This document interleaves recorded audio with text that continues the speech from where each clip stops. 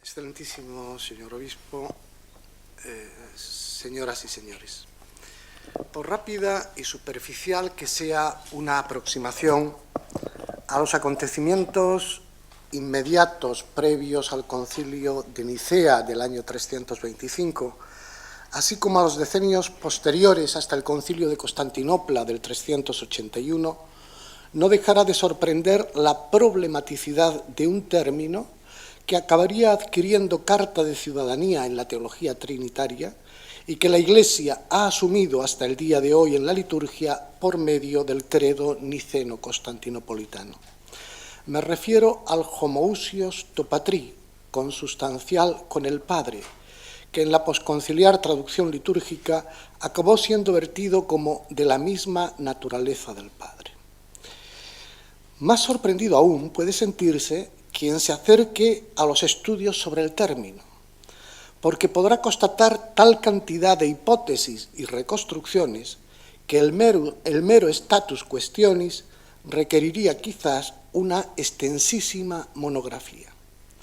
A modo de ejemplo que pueda ilustrar cómo entre quienes pretenden iluminar el significado y el origen del término es posible encontrar una explicación y la contraria, así como la opuesta a la una y la contraria, y así sucesivamente, me permitiré señalar tan solo algunas, 5 hipótesis. André Thuillier mantuvo que el consustancial era un término que denostaban los antioquenos, pero que los alejandrinos lo habrían hecho suyo a lo largo del siglo III hasta lograr imponerlo en el concilio de Nicea en contra de las tendencias monarquianas de sabelianos y samosatenos. Para el público menos especialista, para los que nos oyen menos especialistas, los monarquianos eran aquellos que decían que el Hijo era una simple operación del Padre o un modo de manifestarse del Padre, de manera que el Padre es el Hijo, sin admitir la subsistencia en la Trinidad de personas distintas. Un término persona que todavía es un poco, lo están ya usando algunos autores en esta época, pero todavía no se ha impuesto. En línea totalmente contraria, Walker defendió que el consustancial niceno representaba la teología, la expresión que digo a continuación es tal cual viene en el autor, Sick, que el consustancial niceno representaba la teología de la extrema derecha del episcopado presente en el concilio de Nicea, defensora de las posiciones monarquianas de Marcelo de Ancira y liderado por Osio de Córdoba, hasta el punto de considerar este autor que cuando el obispo cordobés no quiso aceptar el consustancial niceno en el concilio de Sirmio del 357, eso no debiera verse como una especie de capitulación, sino como una conversión respecto a sus anteriores errores sabelianos. Otra explicación menos extrema es la del profesor Manlio Simonetti, según el cual el consustancial niceno sería el fruto de una alianza entre el obispo Alejandro de Alejandría, que habría renunciado a sus principios teológicos, es decir, a la teología de las tres hipóstasis, una teología que usaba la palabra hipóstasis para designar lo trino en Dios, habría renunciado a sus principios teológicos para aliarse con los obispos asiáticos y occidentales, sobre todo Osio, que serían de tendencia monarquiana, para conseguir la condena de Arrio, consiguiendo así, dice Manlio Simonetti, una victoria pírrica, porque de esa manera no solo condenaron las doctrinas arrianas, sino que asumieron expresiones de claro sabor monarquiano e implícitamente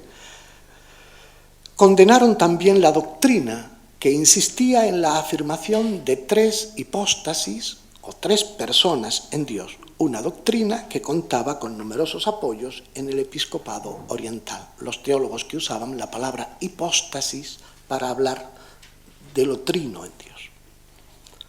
Sin embargo, Hanson que ha dedicado una amplísima monografía a la crisis arriana, considera que el consustancial no tiene gran trascendencia teológica, ni debe verse como una fórmula teológica de escuela, sino que se trata más bien, dice él literalmente, de una fórmula apotropaica para rechazar y condenar el arrianismo, aunque no para desarbolarlo teológicamente.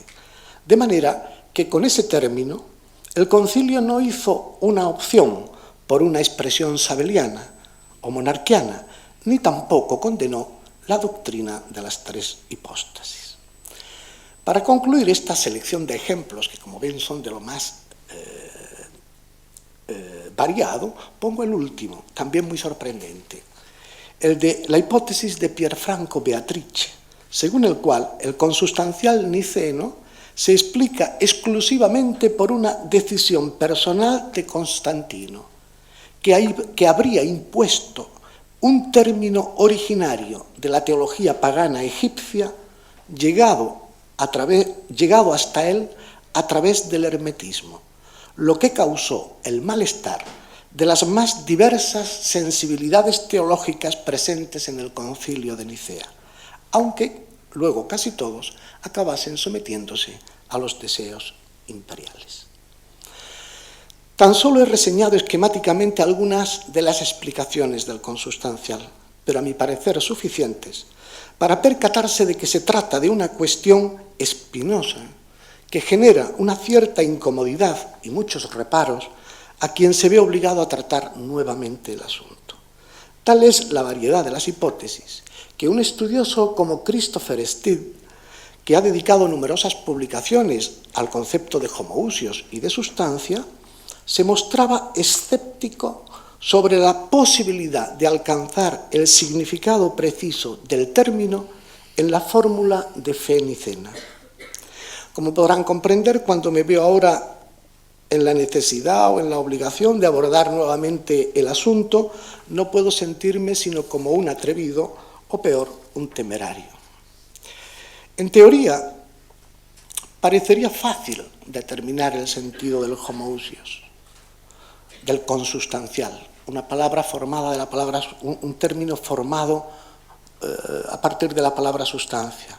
Explicitado el sentido de sustancia, resultaría fácil inferir el significado y la trascendencia del término consustancial. Y de hecho, a la hora de explicarlo, no ha sido ni es infrecuente recurrir a la distinción aristotélica entre sustancia primera, que indica la entidad individual, por ejemplo, Sócrates, y sustancia segunda, que indica el género o la especie a la que pertenece un individuo, por ejemplo, hombre, la sustancia hombre. Y los autores concluyen que el Concilio de Nicea usó el término sustancia en el sentido de sustancia genérica, pero no faltan autores quienes piensan que el Concilio lo usó en el sentido de sustancia individual.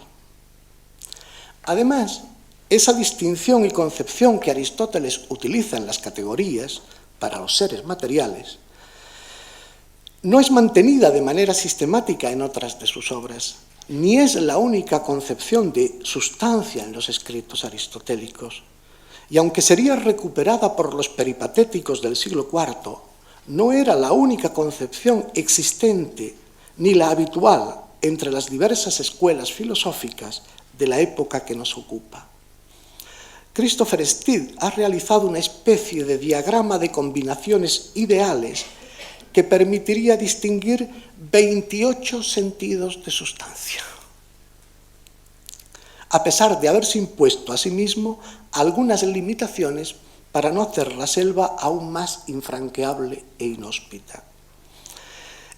El léxico patrístico griego de Lampe recoge 58 subentradas para la palabra usía, sustancia. Y para mayor complicación, el término usía, sustancia, era usado por algunos como sinónimo de hipóstasis, un término que en la tradición teológica origeniana ampliamente difundida se venía usando para designar lo trino en Dios, por lo que se hablaba de tres hipóstasis o incluso de tres usías. mientras que en Occidente estaba ampliamente extendida la idea tertulianea de una sustancia, con lo que la palabra servía para significar lo uno en Dios. La misma palabra era usada por unos para hablar de lo trino en Dios y por otros para hablar de lo uno en Dios. Así las cosas, no parece posible establecer el significado de consustancial como si existiese una única definición de sustancia, sino que se hace imprescindible determinar el sentido a partir del uso de cada autor y documento. La tarea es ardua porque, por desgracia, la documentación que nos ha llegado es muy limitada, lo que explica la facilidad con la que a veces los estudiosos echan a volar la imaginación. Nuestro estudio quiere permanecer muy pegado a los testimonios que hasta nosotros han llegado. Y está dividido en 3 secciones, aunque aquí no las podré desarrollar. El homoousios antes de la crisis arriana, diré unas palabras muy breves, el homoousios en los inicios de la crisis arriana y el homoousios o consustancial en el concilio de Nicea.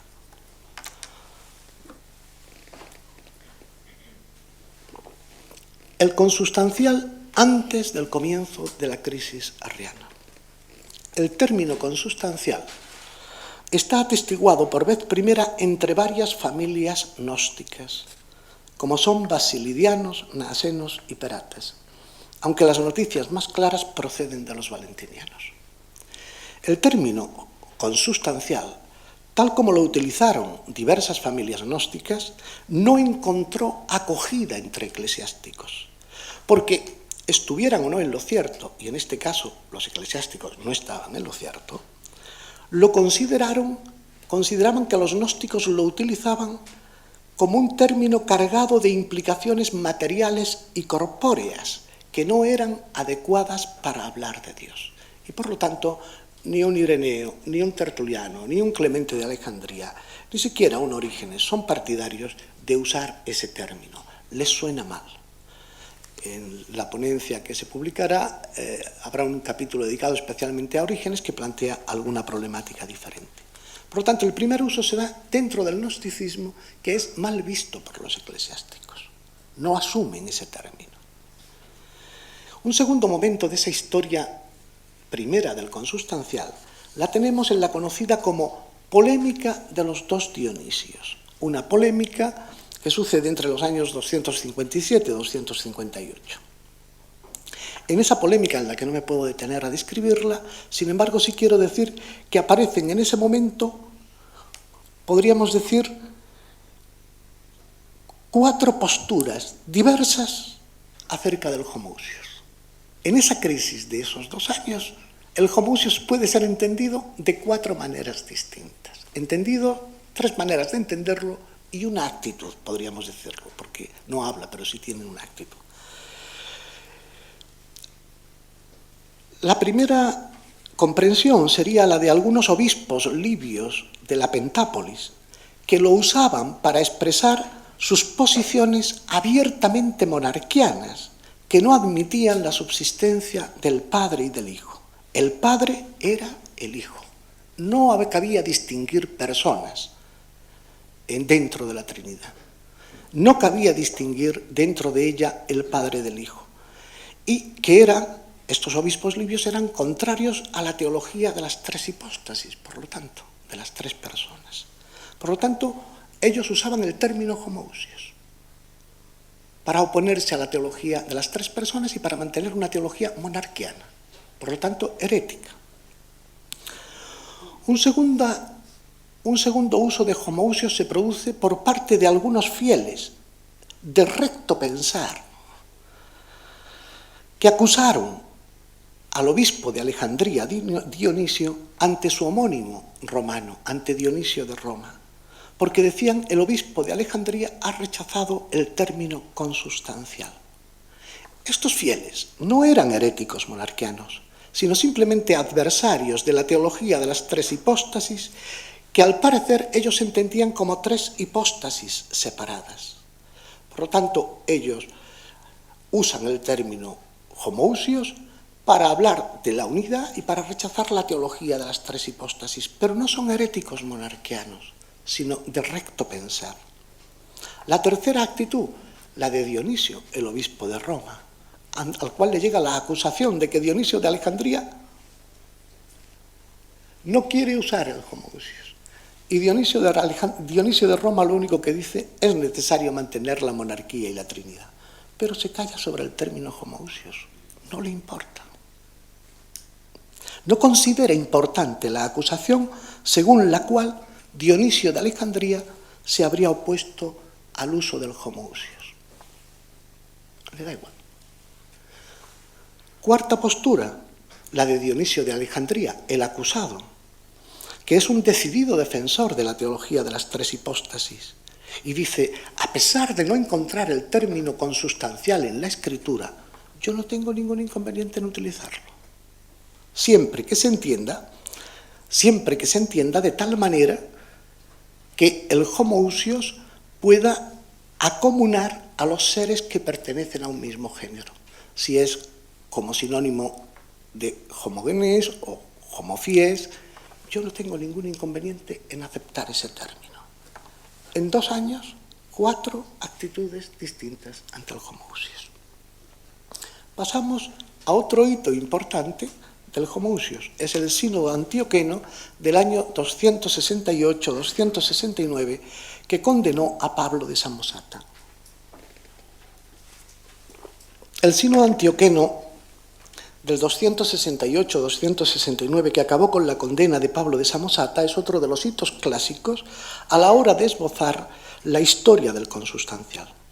Los estudios del profesor Patricio de Navascués Benlloch han sido capaces de reconstruir el razonamiento del samosateno y de arrojar luz sobre tan complejo problema.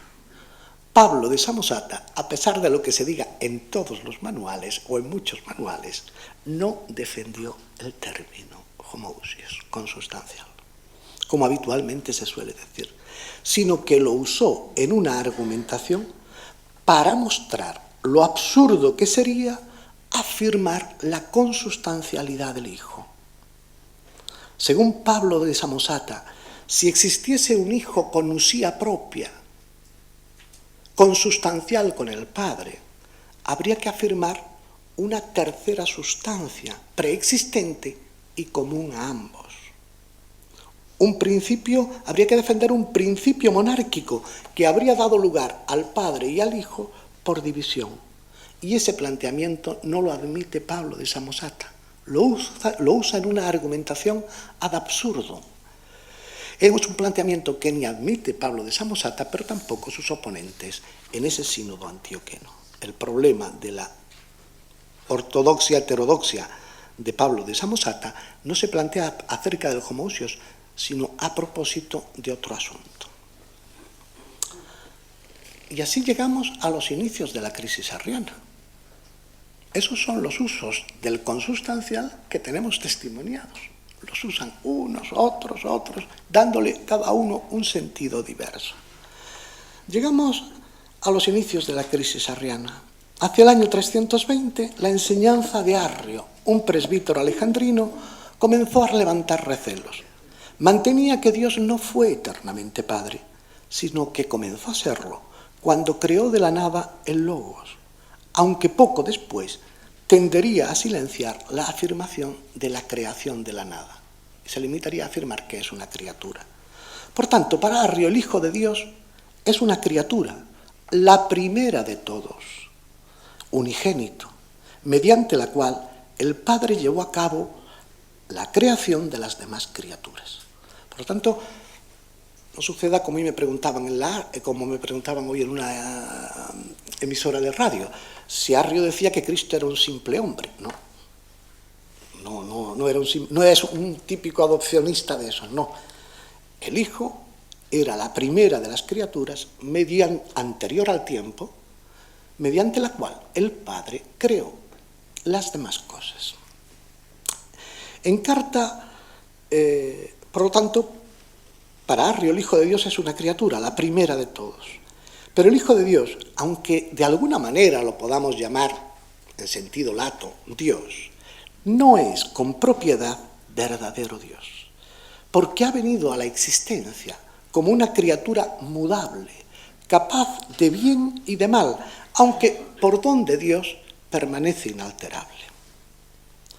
En la carta dirigida por Arrio y algunos de sus compañeros a Alejandro, el obispo de Alejandría, mantiene que el hecho de que el Hijo sea una criatura excepcional y única, no eterna, pero sí anterior al tiempo, por medio de la cual fue creado el tiempo y el universo, no debiera conducir al error de Manes, que consideraba este ser venido a la existencia una parte consustancial del Padre, meros homoousion tu patros. Según Arrio, una interpretación como la de Manes conllevaría una concepción corporal del Padre que permitiría la división y el cambio en el mismo Padre. Conviene subrayar ya desde ahora que Arrio, a pesar de mencionar explícitamente al monarquiano Sabelio y de atribuirle el pensamiento de un padre hijo, huiopátor, no relacione el término consustancial con las doctrinas monarquianas, ni con sus directos adversarios, sino con Manes. La talía de Arrio ha llegado hasta nosotros de manera fragmentaria, gracias a las citas de Atanasio. En ella, Arrio manifestaba también su rechazo a afirmar que el Hijo es consustancial con el Padre, homoousios to patri. Si en la profesión de fe dirigida a Alejandro el rechazo parecía obedecer a las connotaciones corpóreas que implicaba el término consustancial, en la talía, en cambio, no aparece esa razón, sino que el rechazo se fundamenta en la concepción que Arrio tenía de Dios, en su carácter, en el carácter que tiene Dios de ser inengendrado, único eterno, único sin principio. Es propio y exclusivo de Dios ser inengendrado, eterno y sin principio. Todo lo que no tenga esas características pertenece al orden de las criaturas, que en modo alguno pueden ser consideradas consustanciales con Dios, por muy excelsas que puedan ser, como el Hijo y el Espíritu Santo. Con propiedad, por tanto, y siempre según Arrio, nadie puede ser considerado Dios si no es inengendrado, eterno y sin principio. Esas características no pueden ser compartidas, porque supondría afirmar absurdamente que hay varios inengendrados, varios eternos, varios sin principio, lo que Arrio no está dispuesto a admitir. La negación del consustancial en Arrio no va simple y directamente contra una posible interpretación monarquiana, sino contra una consideración divina en sentido propio del Hijo. Negar la consustancialidad es para Arrio lo mismo que afirmar la creaturalidad del Hijo, aunque se trate de la más excelsa de las criaturas, criatura perfecta, por medio de la cual todas las demás vinieron a la existencia. La teología cristiana anterior a Arrio partía de un dato irrenunciable, la divinidad del Hijo, y se esforzaba con mayor o menor acierto por encontrar una comprensión de la divinidad de la que el Hijo no quedase excluido. Es cierto que el instrumental y el material teológico del que se sirvieron mostraban insuficiencias y no conseguían su objetivo, pero respondían a un denodado esfuerzo por situar al Hijo en el ámbito de la divinidad.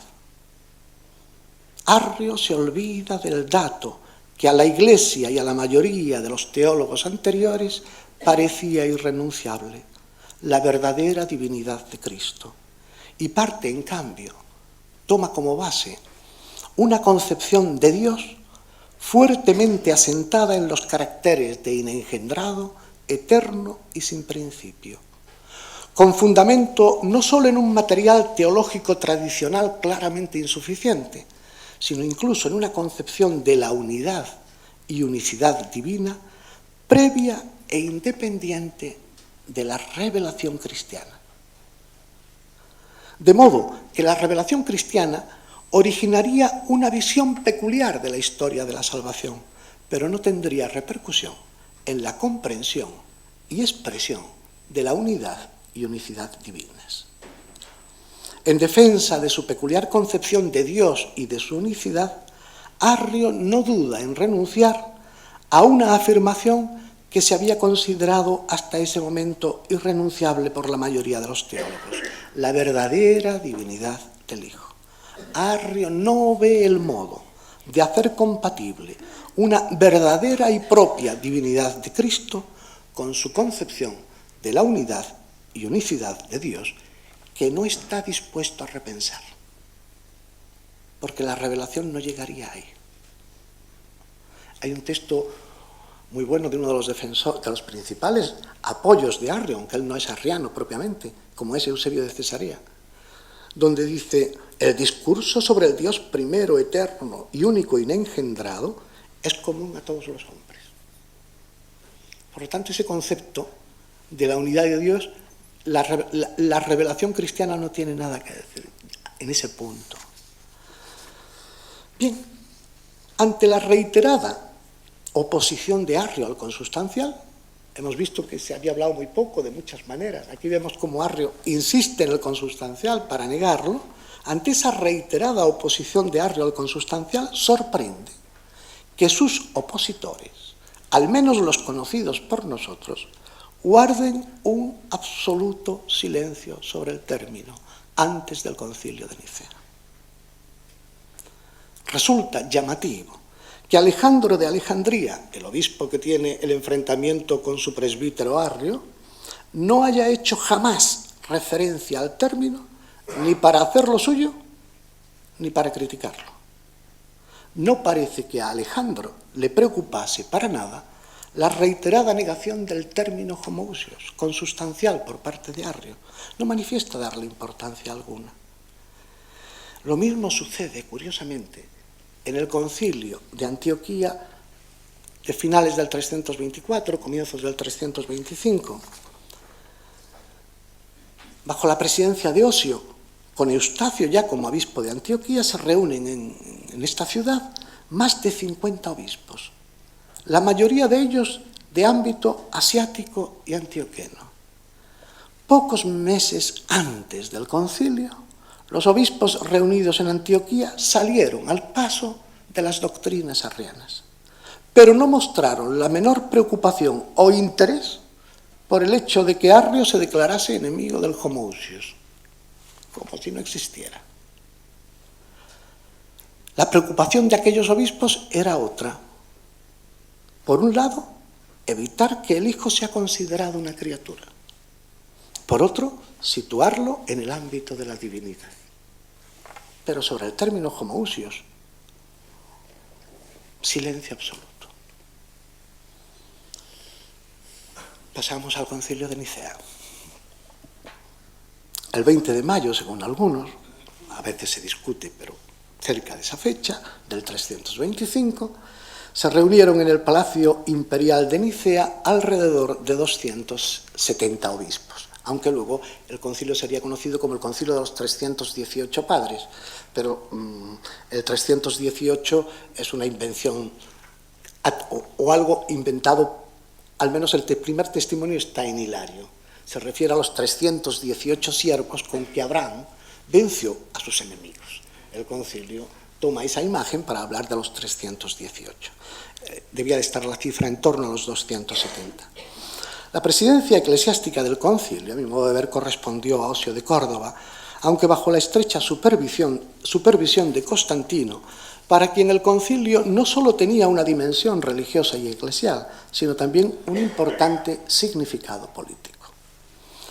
En la fórmula de fe de Nicea se afirmó: creemos en un único Señor Jesucristo, Hijo de Dios, unigénito, engendrado del Padre, es decir, de la sustancia del Padre, ectesousia tu patros, Dios de Dios, luz de luz, Dios verdadero de Dios verdadero, engendrado, no creado, consustancial con el Padre, homoousion to patri. Por lo general, los estudiosos establecen una estrecha relación entre las expresiones de la sustancia del Padre, consustancial con el Padre, y otra expresión presente en el anatematismo final del credo niceno, según la cual se anatematiza a quienes afirman que el Hijo vino al ser a partir de la nada, y subrayo, porque normalmente no se traduce así, o a partir de otra hipóstasis o sustancia. Hago el subrayado, luego lo explico. La fórmula de fe y el anatematismo en su concisión no se detienen a explicar el sentido de usía, sustancia, ni el sentido del homoousios, del consustancial, ni el sentido de la palabra hipóstasis. Por otro lado, las actas del concilio no se nos han conservado. No obstante, hasta nosotros han llegado algunas noticias escasas, breves, de 3 personas presentes en el concilio y que algo nos dicen del debate conciliar. Esos 3 testimonios son el de Eustacio, obispo de Antioquía, uno de los principales obispos antiarrianos; el segundo testimonio, el de Eusebio, obispo de Cesarea, uno de los principales apoyos del arrianismo, aunque él personalmente no comulga totalmente con las ideas arrianas, pero fue siempre un valedor del arrianismo. Y el tercer testimonio, por lo tanto tenemos 2 obispos presentes en el concilio, y un tercer testimonio, el de Atanasio, San Atanasio, que estuvo presente en el concilio como diácono de Alejandro, el obispo de Alejandría, y rememoró, aquí los autores varían, entre 20 y 30 años después de los acontecimientos del concilio, rememora algunos de los retazos de la discusión conciliar.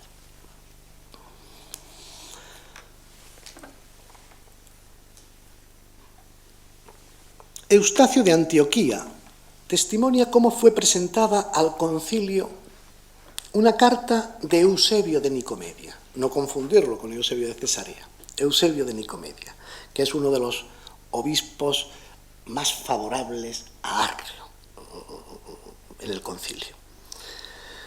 Se presenta una carta de Eusebio de Nicomedia que se constituyó, según dice Eustacio, en prueba, según sus palabras, de la blasfemia arriana, esa carta. Ambrosio de Milán, años después, recoge la noticia también de que durante los debates conciliares se presentó una carta de Eusebio de Nicomedia en la que se afirmaba lo siguiente: si decimos que es verdadero e increado Hijo de Dios, comenzamos a confesar que es consustancial con el Padre. La frase es muy importante.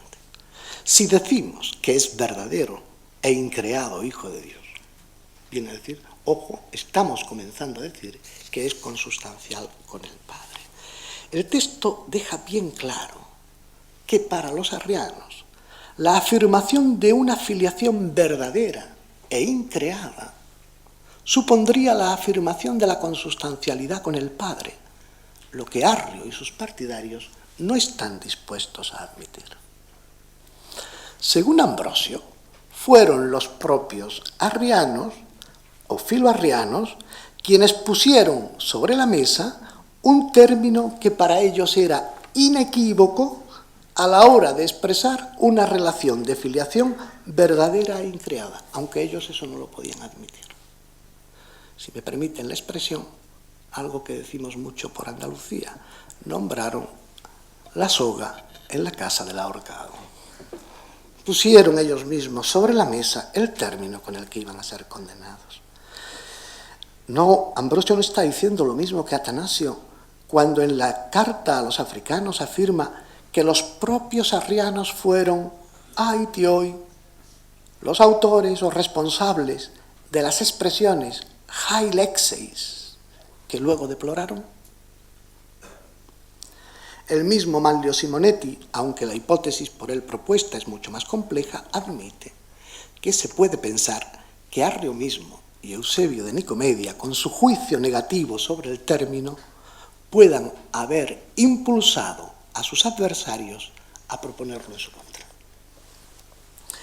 Eustacio testimonia cómo, tras la lectura de la carta de Eusebio, se recurrió a una estrategia para evitar que se siguiese hablando del asunto.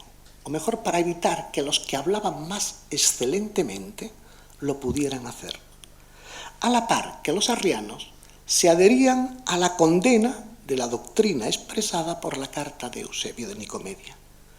Pero Eustacio denuncia asimismo que eso no impidió que tanto oculta como abiertamente los arrianos siguieran maniobrando durante la asamblea en defensa de sus doctrinas. ¿A qué estratagema alude Eustacio? ¿Cómo consiguieron algunos callar a quienes podían hablar más excelentemente? ¿Se está refiriendo Eustacio a la intervención de Eusebio de Cesarea, cuando, según propia confesión de éste, presentó ante el emperador la fórmula de fe en uso en la iglesia de Cesarea, probablemente como una maniobra para haberse liberado de la condena que Eusebio había sufrido en el reciente concilio de Antioquía y quizás también para intentar que la asamblea nicena se contentase con el credo de Cesarea, que, ortodoxo por absolutamente genérico, podía proteger a los arrianos de ulteriores aclaraciones.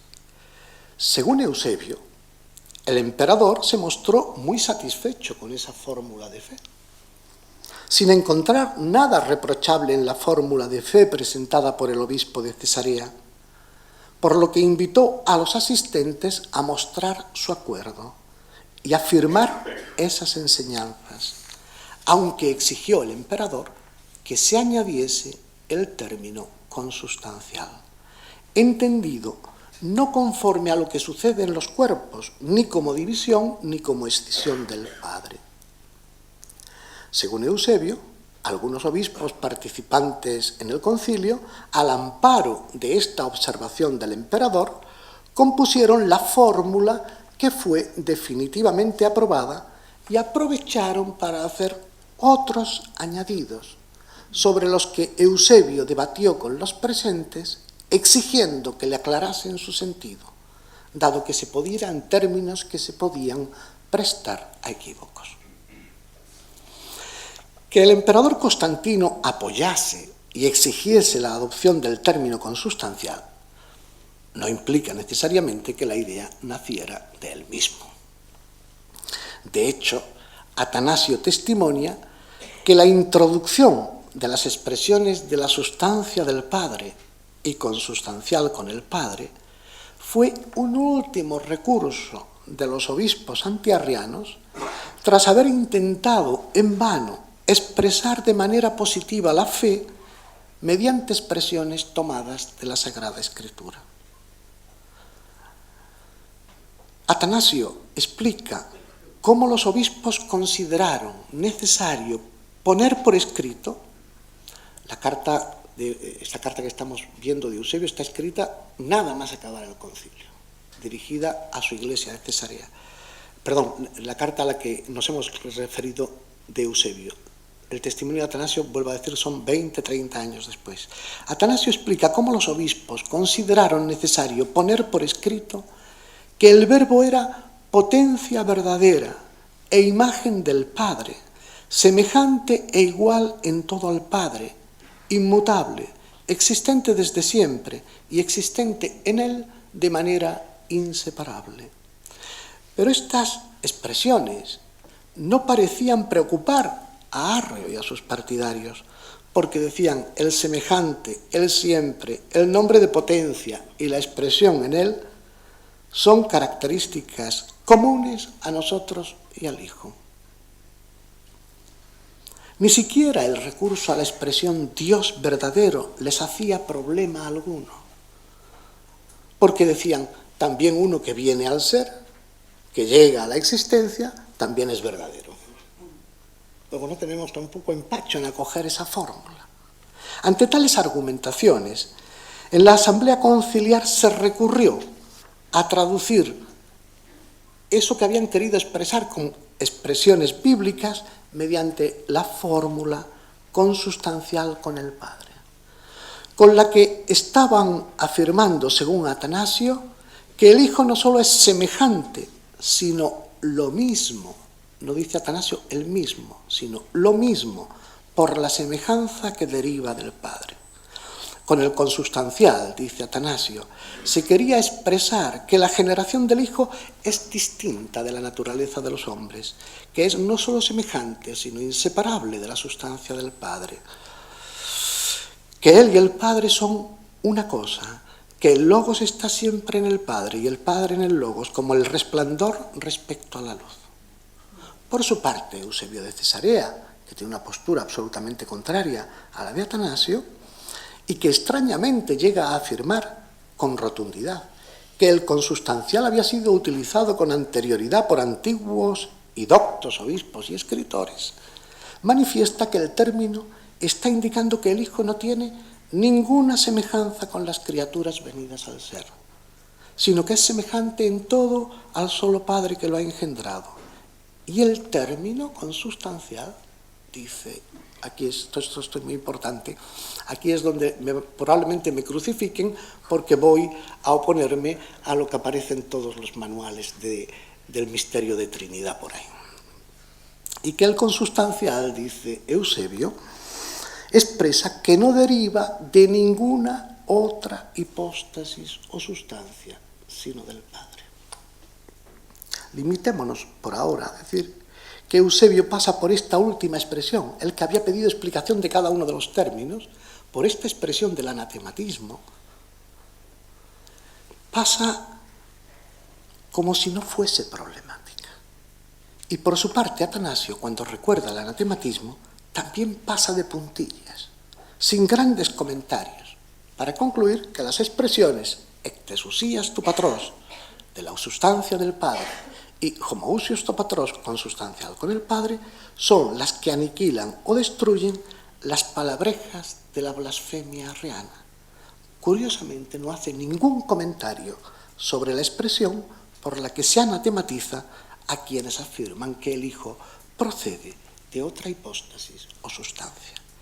Y sin embargo, nosotros tenemos que detenernos en esta expresión del anatematismo, por la que se consideran fuera de la fe eclesial a quienes dicen que el Hijo vino al ser a partir de la nada o a partir de otra hipóstasis o sustancia, porque con frecuencia en los estudiosos ha sido determinante esta parte del anatematismo para fijar y valorar el sentido del consustancial. Baste mencionar lo decisiva que resulta en la explicación de los hechos que ofrece el benemérito y admirado profesor Manlio Simonetti, pero que en esto no estamos de acuerdo con él. Dice Simonetti cómo a partir de la igualdad establecida en el anatematismo entre sustancia e hipóstasis, a partir de esa identificación, concluye el gran profesor italiano, que la afirmación de que el Hijo es consustancial con el Padre significaba que participaba de la esencia individual del Padre, es decir, de la misma hipóstasis. Afirmación, continúa diciendo Simonetti, que los muchos sostenedores de la doctrina tradicional de las tres hipóstasis consideraba sabeliana, herética, monarquiana. En otros términos, continúa el profesor Simonetti, la formulación trinitaria subyacente a la expresión más significativa contenida en el símbolo niceno se revela, a pesar de su equivocidad, de carácter más bien monarquiano y extraña a los principios fundamentales de la teología trinitaria alejandrina. A partir de esa frase del anatematismo, acaba diciendo el carácter de las afirmaciones del ectesúsia tu patros, de la sustancia del Padre, consustancial con el Padre, a partir de este anatematismo, son expresiones que tienen un cuño monarquiano, un carácter monarquiano. Por eso me voy a detener especialmente en esa frase del anatematismo y su importancia para la comprensión o no del consustancial. La expresión del anatematismo corre así. La Iglesia católica y apostólica anatematiza a quienes dicen que vino al ser a partir de la nada o a partir de otra hipóstasis o sustancia. Ante todo quiero señalar la poca atención. Ha habido algunos especialistas que ya le han prestado atención, aunque no han sacado todas las conclusiones de ello. La poca atención que se ha prestado a la partícula griega ex, partícula que indica origen, con la cual el concilio no tiene intención de anatematizar a quienes dicen que el Hijo es de otra hipóstasis o sustancia, como si se tratase de un genitivo, sino a quienes dicen que el Hijo procede de ex, de otra hipóstasis o sustancia, con lo que se está hablando del origen del Hijo, pero no de su hipóstasis o sustancia. Arrio, aunque luego se hizo más prudente en sus expresiones, no sé si en su modo de pensar, había afirmado ciertamente que el Hijo era una criatura procedente de la nada. Ahora bien, Arrio no afirmó nunca que el Hijo procediese de otra hipóstasis o sustancia. Ciertamente mantuvo que el Hijo es una hipóstasis o sustancia distinta del Padre, pero no que procediese de otra hipóstasis o sustancia. Más aún, en la carta a Eusebio de Nicomedia, una carta en la que no se está defendiendo, sino que está hablando a corazón abierto con su colega, con un correligionario, podríamos decir, afirma con rotundidad Arrio que el Hijo no procede de sustrato alguno, ute ex hipokeimenu tinos. Entonces, si no es antiarriana esa afirmación del anatematismo, ¿por qué está ahí en el concilio? Lo primero es que a veces hemos mirado el concilio de Nicea como si solo hablase de los arrianos. El concilio de Nicea se ocupó de muchos otros temas, aparte de los arrianos. Y ahí están los 20 cánones conciliares o la carta del concilio a la Iglesia de Alejandría, donde se hablan de otros problemas. Y ciertamente en los cánones se trató de un personaje, aludo solo a él, o por lo menos a los seguidores de un personaje, Pablo de Samosata, cuyo bautismo es declarado inválido por el concilio de Nicea. Algo tendrían para declarar inválido el bautismo de los seguidores de Pablo de Samosata, algo se tuvo que discutir en la asamblea conciliar sobre la fe trinitaria de Pablo de Samosata, si era eclesial o no. Por ahora hago ese paréntesis. ¿A qué se debe la presencia de eso? Voy a remontarme, voy a irme atrás del concilio, a un personaje que casi nadie conoce. A Oso lo conocen poco, pero a Teognosto todavía menos. Teognosto fue el jefe de la escuela de Alejandría entre los años 265 y 280 aproximadamente, y había escrito lo siguiente en sus Hipotyposeis: la sustancia del Hijo no viene exocen del exterior, de algo externo, ni viene de la nada, sino que ha nacido de la sustancia del Padre.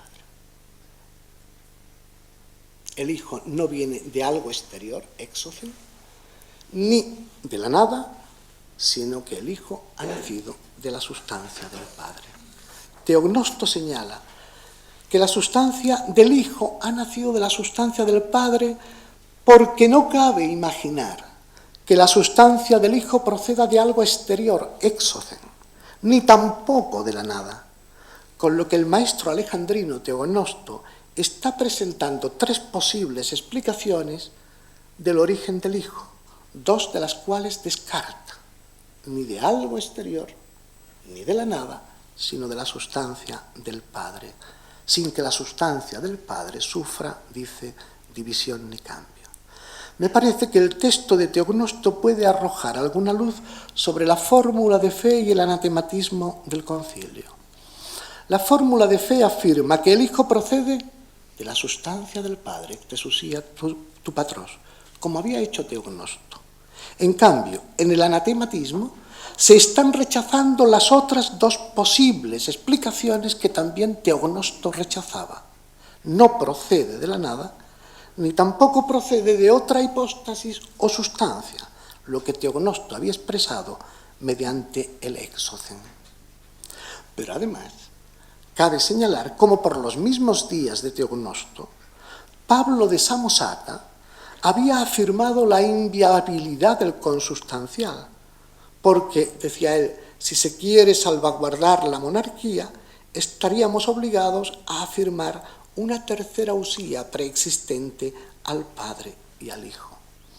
Podemos descartar sin más que el anatematismo de Nicea tenga en el horizonte la objeción que Pablo de Samosata había levantado contra el consustancial. ¿Quería Nicea evitar la objeción que Pablo de Samosata había levantado en contra del consustancial? Si es así, explicaría por qué ni Eusebio de Cesarea hace problema del anatematismo en ese punto, ni Atanasio. Ninguno de los dos prestan especial atención a esa expresión del anatematismo conciliar cuando recuerdan los debates a propósito de las expresiones más conflictivas de la fórmula nicena. En el fondo, posiblemente, no era un anatematismo dirigido directamente contra Arrio. Y por lo tanto no sirve para explicar propiamente la negación de Arrio, que Arrio había mantenido sobre el homoousios. Por otro lado, si la expresión del anatematismo, eso de proceder de otra sustancia o hipóstasis, fuese de un carácter tan monarquiano como a veces se pretende, sería difícil explicar que años después los que sentían reparos al homoousios usado en Nicea por su posible riesgo monarquiano no tuviesen ningún inconveniente en acoger ese pasaje del anatematismo. Y así lo encontramos en la llamada Cuarta Fórmula de Antioquía del año 342, en la Éxesis Macrostijos del 345 o en la Fórmula de Sirmio del año 351. Estas fórmulas de fe que acabamos de citar se expresan con la misma concisión del anatematismo de Nicea, pero hay un momento de la Éxesis Macrostijos en que la expresión se explicita y aparece con la coincidencia con la explicación que hemos propuesto. Determinamos, dice la Éxesis, que ni es seguro decir que el Hijo procede de la nada, ni que procede de cualquier otra hipóstasis preexistente respecto al Padre, sino que ha sido engendrado verdaderamente de solo Dios. Resulta extraño e ilógico que textos procedentes de ambientes teológicos impregnados por la teología de las tres hipóstasis y que están rechazando el homoousios por sus posibles riesgos monarquianos, asuman un anatematismo que, según una opinión dominante entre los estudiosos, sería la que más alas podía dar al monarquianismo y la que más, según dicen, nítidamente condenaba de manera implícita la teología de las tres hipóstasis. No creo, pues, que el pasaje del anatematismo que estamos estudiando fuese en derecho contra Arrio, y quizá su origen obedezca al afán por descartar cualquier origen del Hijo que no sea Dios, es decir, la sustancia del Padre. Y una vez introducido el consustancial, se buscó asimismo eliminar la dificultad que un Pablo de Samosata había visto en el uso del término. Si fuera así, con el anatematismo según el cual se condena a quienes afirman que el Hijo procede de la nada o de otra hipóstasis o sustancia, el concilio estaría oponiéndose a dos problemáticas diferentes: la arriana, de la nada, eso sí lo dijo Arrio, y la dificultad que Pablo había visto en el uso del consustancial. Habría que pensar en otra hipóstasis o sustancia que de alguna manera recoge una de las posibilidades analizadas y rechazadas también por Teognosto, el maestro de la escuela alejandrina. De hecho, más de 30 años después del concilio de Nicea, tenemos noticias de que el razonamiento de Pablo de Samosata fue usado para oponerse al consustancial, como si el de Samosata hubiese sido defensor del término, pero no podemos olvidar que durante los años 335-336 Marcelo de Ancira será condenado como monarquiano y Eusebio de Cesarea lo refutaría ligando su nombre para siempre al nombre de Pablo de Samosata, como si los dos hubiesen enseñado lo mismo, cuando tenían dos teologías con algo en común, pero bastante diferentes. El uso de esa argumentación lo podemos encontrar luego en Atanasio, lo podemos encontrar en Basilio de Cesarea, como en un determinado momento los arrianos están haciendo suya la objeción que le atribuyen al de Samosata. Me voy a centrar solo en el testimonio más interesante, porque lo liga ese razonamiento, lo ve condenado como una condena que había hecho el Concilio de Nicea. Dice Hilario que contra el homoousios hay una tercera manera falsa de entenderla. Hay un tercer error en la manera de entender el consustancial. Cuando se dice que el Padre y el Hijo son consustanciales, se piensa que se significa una sustancia anterior que dos iguales tienen entre sí. Y de esta manera el término significa tres: una única sustancia y dos que proceden de una única sustancia, como si fuesen coherederos. Hilario rebate esta concepción, que es la de Pablo de Samosata, que es la objeción que había levantado Pablo de Samosata y que están utilizando los arrianos, y lo rebate utilizando el anatematismo del Concilio de Nicea. Cita el anatematismo y dice: pues ya me podéis decir, no sé cómo el anatematismo presenta una sustancia anterior que se divide en dos, sino que presenta al Hijo nacido de la sustancia del Padre, para añadir después repetidamente que el Hijo ha nacido de la sustancia de Dios, esto non alionde, y no de ninguna otra cosa. Tras lo dicho, que considero que cuando la fórmula nicena anatematiza a quienes dicen que el Hijo proviene de otra hipóstasis o sustancia, no estamos ante una afirmación de cuño monarquiano que vaya directamente en contra de Arrio, sino ante el rechazo de una comprensión del consustancial que implique una sustancia distinta del Padre para explicar el origen del Hijo. Y voy concluyendo, pido perdón por la extensión, concluyo enseguida. Respecto al uso del término en el Concilio de Nicea, del uso del término consustancial, no veo razones para dudar de Eustacio de Antioquía cuando testimonia que en la asamblea conciliar fue leída una carta de Eusebio de Nicomedia como prueba de su blasfemia, de la blasfemia arriana. Ambrosio de Milán nos ha transmitido ese pasaje en la que, para defender que no se puede hablar de una filiación verdadera e increada, escribía Eusebio de Nicomedia: si decimos que es increado y verdadero hijo, comenzamos a confesar que es consustancial. Fueron los mismos proarrianos quienes pusieron sobre la mesa el término que sería usado para condenarlos. Si la consustancialidad que ellos rechazaban implicaba una filiación verdadera e increada, ¿por qué no recurrir a él? Evitando, eso sí, que se entienda conforme a lo que sucede entre las realidades corpóreas. El emperador tenía interés en conseguir un consenso lo más amplio posible. De hecho, todos los obispos presentes en Nicea firmaron la fórmula de fe, a excepción de Segundo de Ptolemaida y Teonas de Marmárica, fieles a Arrio hasta la deposición y el exilio. Poco después, a finales del 325, Constantino depuso y exilió a Eusebio de Nicomedia, Teognis de Nicea y Marides de Calcedonia, que habían firmado la fórmula de fe para evitar el destierro decretado por el emperador, pero siguieron prestando apoyo a Arrio y a sus doctrinas. El consustancial sirvió no solo para condenar a Arrio, sino también para dar cobijo a una amplia variedad de posiciones teológicas. Se trataba de una fórmula de compromiso mediante la que se pretendía afirmar la naturaleza verdaderamente divina del Hijo, como verdaderamente divino era el Padre, pero lo suficientemente genérica como para que ninguna escuela teológica se sintiese excluida, a no ser la doctrina arriana. Excepto por los declaradamente arrianos, el consustancial fue aceptado en principio por obispos claramente monarquianos, como Marcelo de Ancira. por obispos como Eustacio de Antioquía y Osio de Córdoba, que se inclinaban por la expresión hipóstasis o usía para hablar de lo uno en Dios.